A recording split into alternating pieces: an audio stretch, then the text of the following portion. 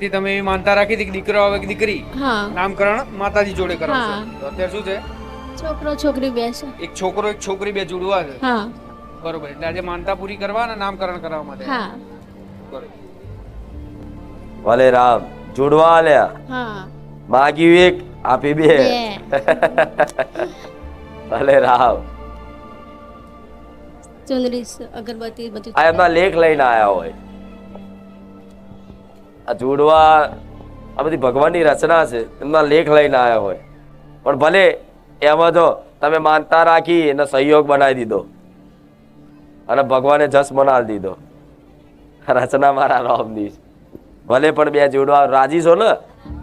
બેનું નામકરણ હું કરું. ભલે આનું નામ હર્ષિલ, બાબાનું નામ હર્ષિલ અને બેબીનું નામ દેવાંશી. હો રાવ. તો માનતામાં શું રાખ્યું તું?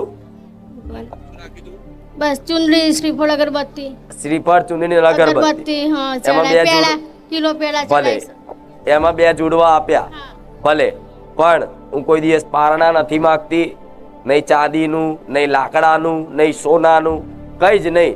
પણ એક વસ્તુ હકથી માગું છું કે હું જેના મારી માનતાથી જેના ઘેર હવાશેર માટીની ખોટ પૂરી થાય, દીકરાની દીકરીની, એના માટે પટેલ આપણે શું છે બતાવો કાગળ.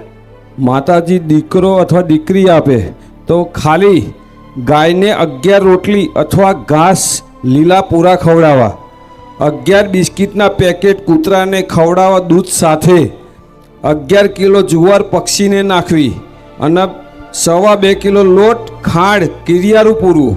બસ માતાજી દીકરા કે દીકરી આપે તો આટલું જ માગે છે ખાલી વ્યવહારમાં, બીજું કશું જ માગતા નથી માતા.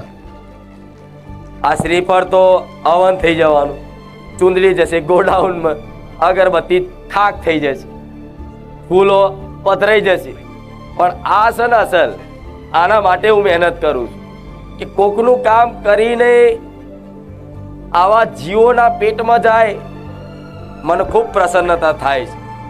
અને એના માટે જ આવા કામ કરી.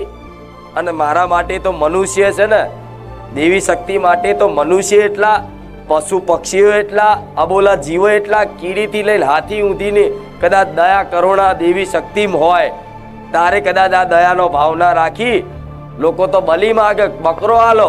પણ હું એ માતા છું કે એવા બકરાની બલી ના માગું, ઉપરથી એ કદાચ બકરા હોય ને એને ઘાસ ખવડાવવાનું કહું, એ મેરડી છું.